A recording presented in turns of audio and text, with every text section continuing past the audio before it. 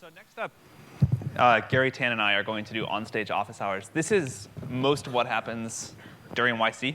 The partners meet individually with startups, and we give them advice about whatever problems they're facing.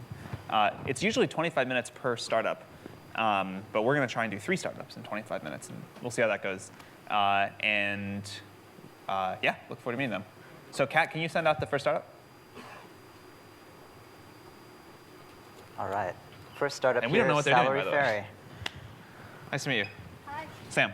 I'm Garry. Nice to meet you. Very good to nice to meet meet you, Sam. Great to meet you. So I guess to start, you should just tell us what you do. We are Salary Ferry. We help our users learn their value in the job market. And we do that by crowdsourcing their salary predictions. And do users mostly look at this when they're changing jobs? They don't necessarily have to be changing or looking for jobs, but they, according to surveys, 40% of American professionals have doubt in mind that they might be underpaid. So we have those kind of users too.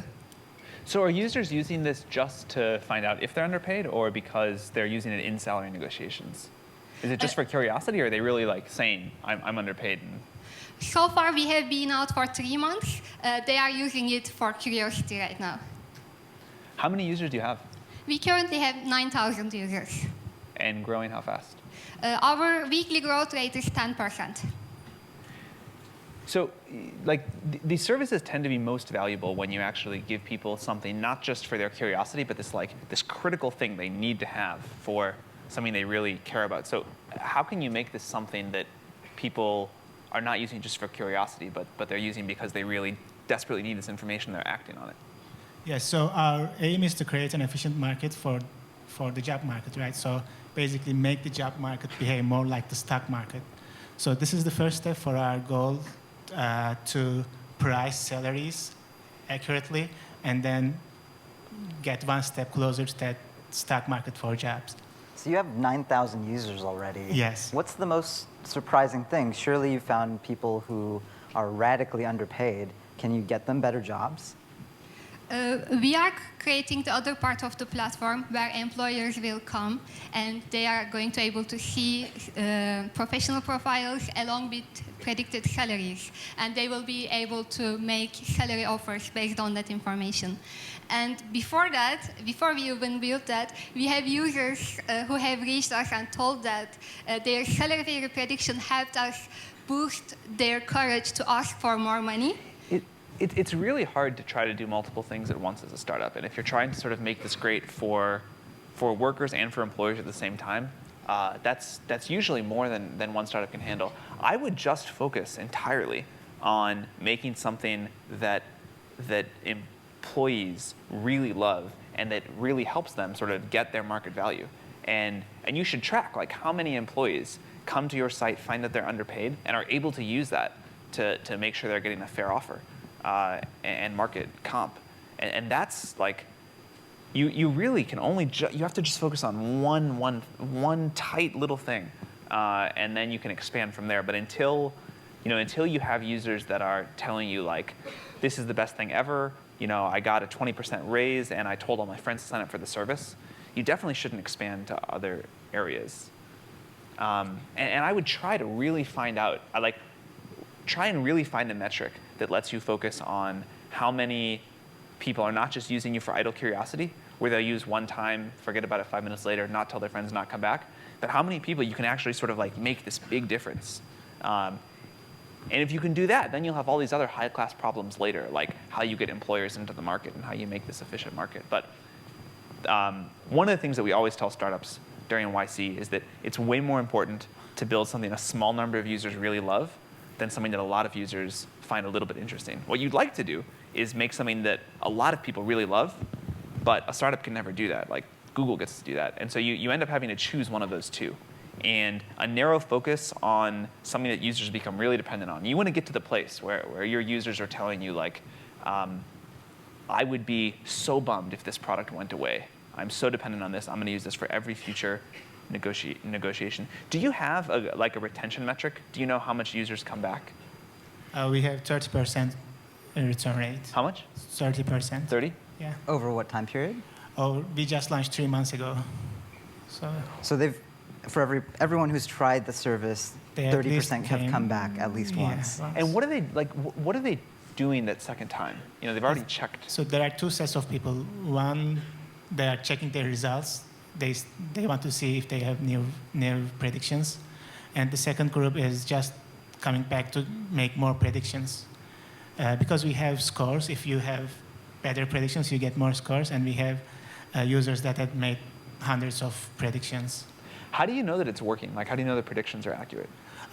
We ask users if they find their prediction fair, and 40% says it's fair, about 30% says it's low, and 30% says it's high, or maybe 35 low, 35 high, no, 25 high, yeah. What? How will you know when you have found like something that users have become really dependent on? What are you looking for in terms of behavior you'd like to see? When we first started, everybody in our platform were able to predict each other's salaries anywhere in the world.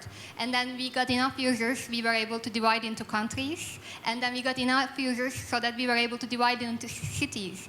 And then industries. Right now, for instance, my salary predictors will be technology folks in New York City. Where we want to go from here is even further than that. We want to be able to divide people into companies, divide people into years of experience. For instance, say that you have got a job offer from Microsoft and you want to evaluate an offer, then you will be able to crowdsource your prediction from folks who have worked at Microsoft as the same title as you. That's where we want to go. So, and there is no way to validate if you are underpaid, right? You need to find a job that pays you that amount to validate. There is no other way. Even if the statistics, if you look at the labor data, you cannot say that you are not underpaid because you are paid as the same, because the market has moved and the landscape changed. So only way to validate these predictions that we give back is to find them a job at that price point. How are you getting users now? How are new users coming to you? Hacker News, Reddit, Product Hunt.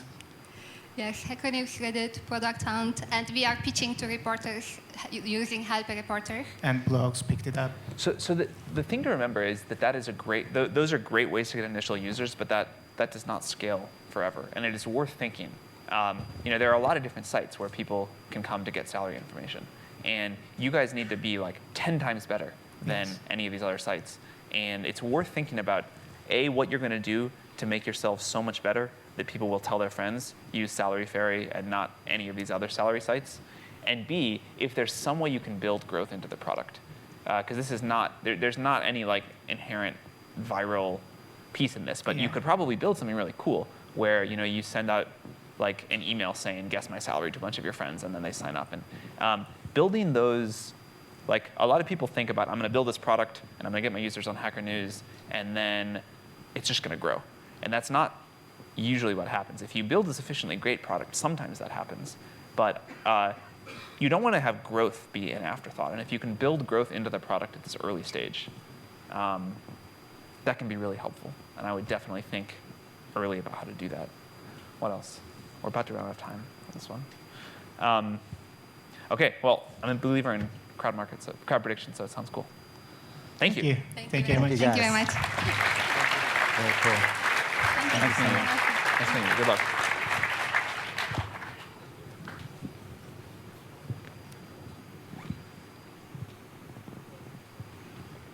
All right. Hey, Hi, I'm Margaret. Sam. Nice to meet you. Jason. Gary. Sam. Hi, Margaret. Great to see you guys. So what are the two of you working on? So we're working on Pair Up. Pair Up is basically the Hotel Tonight for excess food inventory. What is excess food inventory? So excess food inventory is often, stuff that stores will pull from shelves 2 to 3 days in advance of sell-by. It's stuff that stores can't sell through at the end of the day, or that they're throwing away, turning over every 4 to 6 hours because they have a fresh daily policy or like a fresh, every 4 to 6 hour policy. And it's food that doesn't necessarily have a place to go, right? So if you're thinking about, what I thought growing up, food banks and food pantries are taking care of this excess, it all goes somewhere. We found in our research that that's actually not the case. We talked to Feeding America, we talked to City Harvest. Because of their own budgetary limitations, they're not as nimble in terms of pickup. And so City Harvest, for example, has a 50-pound minimum when it comes to pickup. And a lot of small to medium-sized businesses in New York City just aren't going to have that on a daily basis. And so what they've got now is basically like you can throw it away and you can like pay action hauling to pick it up. Or, Is that mostly what happens? It just gets thrown away? Yeah. Yeah. And so we found that to be highly inefficient, very wasteful. And so what we're actually building is a marketplace that allows vendors to sell through that excess inventory at a discount to users who are willing to buy that excess inventory at a discount. So And it's not for donation. why do you use Hotel Tonight as the metaphor? Well, so Hotel Tonight is basically kind of what we're doing, only in the kind of travel and hospitality industry, right? Because they sell excess hotel rooms that the hotels themselves can't sell through kind of whatever services they use. Who's Sorry, Garry. buying? I'm sorry? Who's buying at this point? So it'd be people, like the target demographic of kind of what we're looking at are like people like us or like college students, those types of folks who are interested in kind of early tech adoption, but still, don't have or want to have kind of food at a discount. And right? what's Or the would be kind of interested in that. typical, like, so they would buy an individual meal for, for them and their roommate or something Right, or like a on that. croissant or a sandwich or... Yeah, or like a half dozen donuts, or eventually we're hoping like the boxed soup from Trader Joe's, or something from the prepared foods counter at Whole Foods. Do you have this running yet? So we launched a kind of email proof of concept about 2 months ago. Basically, we just wanted to test the hypothesis of if people would actually go into the store if they got that information. And so we had a subscriber base of maybe like 350 people. We ran it with 6 or 7 vendors. And it turned out that they did. So we had open rates of about 48% on our email. People actually went into the store. Per listing was maybe like 4 or 5 people per listing. So that's actually pretty decent given that the quantities were fairly low anyway. Did you get everything that was listed sold? So it wasn't 100%, but some stores were better than other stores based on the items that they were selling. Yeah. So there or was location or timing. Yeah, exactly. What were the things that sold well and what didn't? Yeah, so the things that sold well were like sandwiches and croissants and those types of things. The things that didn't sell well was kind of like, there was this one bakery that had kind of an evergreen bread deal. So people knew that this was kind of running every single day, so they weren't kind of incentivized to go in today versus tomorrow versus the next day because they knew that was available always. Right, and it was also in a more like residential neighborhood. People don't really work around there. They're like all at work somewhere else. So location mattered a lot. Right. Based on that.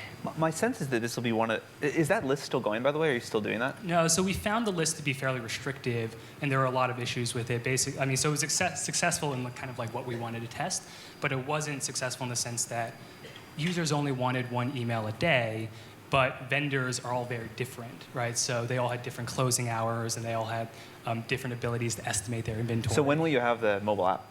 So actually I just finished wireframing them this morning. And we're hoping to have it coded and developed in like the next 2 or 3 weeks, which, yeah, it's kind of soon, but. Yeah, and kind of what the move is we are building this web app now to kind of test the hypotheses around live listings and kind of location-based searches and food searches. And then the mobile app will hopefully be able to kind of take that even further with alerts and being able to kind of do location-based searches kind of like when you're out and about in the city and stuff like that. Right. My two thoughts would be I'd try to get the mobile app as quickly as possible. When people try to test these things on the web, if it's really the sort of a thing people want to use on mobile, it never works as well. Okay. And you often end up with bad data. And the other thing would be like hyper-focused when you start, like not even a whole specific city, but very specific areas and like the specific verticals, like croissants and sandwiches that you learned work. Right. The product matters a lot in this Yeah. case. Product matters, and density definitely matters as well. Yeah, and also like the types of vendors that we're working with, we want to make sure they're a place that people want to go on a regular basis, so that like if there is a discount, they're like even more incentivized to walk in. Yeah, but like making sure that everyone that uses it has a good experience and that they find something that they like and that there's something nearby. And no matter how much you have to limit it to make sure that those first like 1,000 users really, really love it, it's almost always worth doing. Yeah. How are you going to get all of the sort of people that have this excess food to sign up? Are you just going around and like banging on the doors? Yeah, so currently it's literally the two of us walking around, talking to every coffee shop we can find, every sandwich shop. We have some advisors who we've been working with who are food waste consultants, so they work with restaurant chains in New York City, and they've actually started to recommend us as a potential option. People have also emailed us saying like, hey, I work really closely with like Safeway or Kroger or whatever. If and when you're ready, I'd love to introduce you. But mostly right now, it's really just us like having a really high-touch relationship with stores. And what is the plan to get those first 1,000 users, the end users, the buyers? Yeah, so on the user side, we got a little bit of press, and just kind of through word of mouth, we were able to grow from about the 350 to about 2,500 now. That's a good sign. Yeah, and so just people who are kind of like interested in what we're doing. And then in terms of moving forward, what we're thinking about is basically thinking about the target populations that we want, and a lot of those are on college campuses, so working with like college caterers, folks that have those kind of connections, and then working with students to be student representatives on campus and things like that to kind of get the word out. And we think that because there is that density of population on college campuses, it makes a lot of sense to start there. When you describe the product to just someone who finds out about the app, how do you think about describing it? Is it around waste? Is it around really great food near you that's low cost? Or what has worked, and how do you think about it? Yeah, I think it's primarily like really great food at low cost, and then secondary to that, it's like what is your social impact, or like your environmental impact, right? For every dollar of food that's wasted, there's like $5.50 of inputs behind that are also then wasted in terms of like land use, water use, labor, et cetera. So we're also hoping to be able to play that back to both vendors and users in the future, right? So with vendors, it's how much have you saved when it comes to trash hauling, or how much have you made on stuff that you otherwise would have, cut a loss on. What's the normal discount rate that stuff sells for? So our average right now is about 50%. Our range that we're allowing vendors to discount is around 25 to 75, right? It's like lower than 25, customers probably don't really have an incentive to walk in, and then higher than 75, it's just like total loss for the business. So that's kind of what we're playing with now. And the highest that someone has actually listed for was 60%, and the lowest I think was 30%. Yeah. That feels about right, like the range. Unfortunately, we're out of time, but this sounds cool, and I would like to try it out. Thank you. Thanks a lot. Thanks. Thank you so much.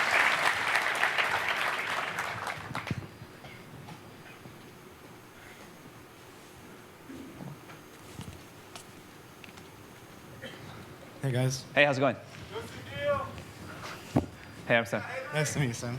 Great to see you. You guys come with fans. All right. So what are you guys doing? Yeah, so we're building an app that makes it way less painful for couples to share expenses. We sync with your credit or debit card transactions, and you can go through a feed and just easily split expenses that way. How do you know people need something new for this other than existing services? So it's actually a problem that I'm personally very familiar with. I've been splitting expenses with my fiance for 8 years now. And over the years, we've tried lots of different things. Initially, we tried to keep a mental tab to figure out who should pay next. That sort of quickly broke down because as soon as they go out of sync, this creates awkward moments and is prone to conflict. I'm sure you all know. We tried spreadsheets, but they were a pain to manage. We tried Venmo, but sort of took the fun of the moment, and exchanging $50 back and forth 3 times the same day just seems silly. But what about something like Splitwise? Like, what's the specific difference or the need here for couples? Right, exactly. So Splitwise basically you can enter IOUs right on the fly. Basically enter what it's for, what the amount is, and with whom. The nice thing about linking with your card or credit card transactions is basically it's all there. All you have to do is tap it. And so that made a big difference for us. That's cool. Could you explain sort of how it works and just sort of the whole sort of user experience? Yeah, sure. So basically you sync your credit debit card transactions the same way you sync with Mint.com. All your transactions come into a feed, and then whichever ones are shared, you just tap them, and that's it. And then it says at the end of the month or whatever, settle up and right. Basically, who owes what. it gets added to a tab where you can easily see sort of who owes what.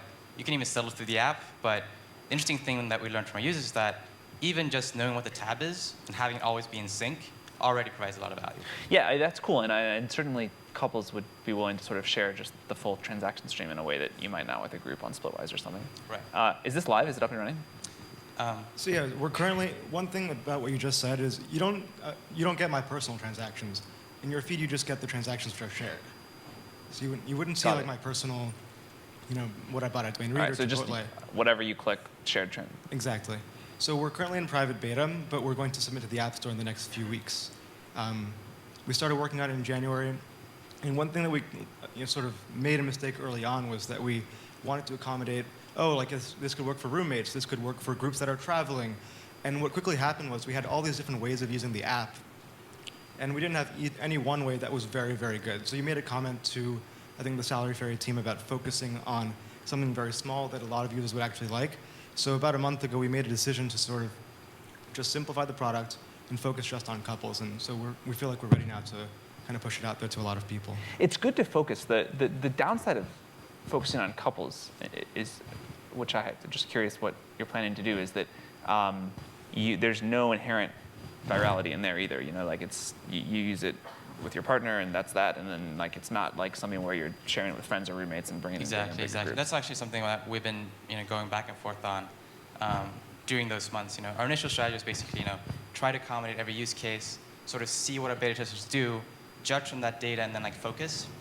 However, I think our just beta testing was just too small, and we built a product that lacked focus. But to answer your question, so Couple, the app, we're really interested to learn from them because they seem to manage to grow pretty big. Yeah, so they were a YC, or they are a YC company. Right. And they have certainly, they have managed to grow, but they've had to do it in spite of this huge drag, which is this sort of lack of It's not any inherently viral viral. nature. Did you have couples using it during your beta period? Yes. Were those like the best users? Is that why you decided to focus on this? Yeah. Basically, most of them that used it tend to be couples. That was actually an interesting thing to me because initially I always thought that maybe I was a little unique, maybe, or a little crazy in the way that I dealt with my finances with my fiance now. And so what we did early on was we went out and we talked to lots of people. And so while expense sharing may not be something that you flaunt in front of your friends, usually when you ask them, a lot of people go through various different, very painful manual ways to deal with it. Yeah. No, I like the hyper focus is definitely good, and if you can figure out a way that this is way better for couples than any other solution, and I believe you ought to be able to figure out some way to grow this down the line. I think it's really important to keep yourselves disciplined to why do people need this product, and what are they going to do with this that they haven't with others. The sort of like the split bills with friends or roommates or whatever is one of these sort of canonical startup ideas. I would bet YC gets 100 applications a year for some version of splitting bills and splitting expenses. And we funded a bunch. And we funded a bunch. And I think it's really important to just be very disciplined about what's new about this and why is this going to work when so many others have failed. I love the idea though of making things as simple as possible, and I think I don't use a lot of these products, but I have not heard myself before this idea of just pulling your transaction stream, and I think that sounds really cool. It might be that you've built this great initial tool to be able to split bills, and then you end up kind of adapting it back, and this is kind of like your initial stab, your initial beachhead into this, and then you figure out, well, in order to support the roommate scenario, then this. Right.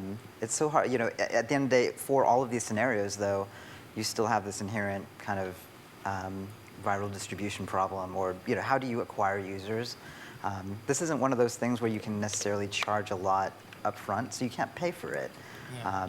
And so you do need some sort of free way, whether it's PR or some invite flow, or it's just almost too difficult to talk just about this in 8 minutes. Right. It's a much longer topic. But just get users. Like the mistake, you could sort of there's so many different things you could do here, and until you get the first few hundred or 1,000 users that really love this, you end up shooting in the dark. And when you get people that are really using this, for their daily lives all the time, then, if you were in YC, we would tell you, go off and get your first few hundred users, and then we can actually give you real advice. But in the meantime, it's going to be a lot of guesswork off of this very promising idea, and it's really hard to sort of decide what to do about that. But I'm sure you learned a lot from the beta, and just from your friends. Like, if you can't get enough users just from your friends are generally like pretty obligated to use your products. Then so if you can't do that in the first Just like Apoorva few said. weeks, right? Then you know you have a problem. But my expectation is you'll definitely be able to, and then don't feel bad about like calling them every week and saying, how's it going? What are you using? What can we do differently? And that is the way that these things end up working. So would you say, right now, should we get it on the app store so that we can distribute more easily, or should we? How many users right now again? So we have about like 40 beta testers. And then do they use it daily or weekly? Like what percentage are using it just incorporated into their lives of those 40?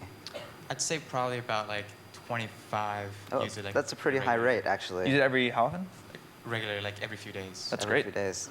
That's a good really sign. promising. High activity rates are one of the most promising things for early stage startups. It's not clear to me that the App Store is the most important thing to do right now, because you can get a small number of users without it, but it does around the margins make the whole process a little smoother. So I would probably do it because it shouldn't be that much harder, but don't expect that it'll get you a lot of traction. Okay, we are unfortunately out of time. Sorry these are so short. Thanks, guys. Thank It you sounds guys so cool. much. It's really cool. Thanks. Thank you so much.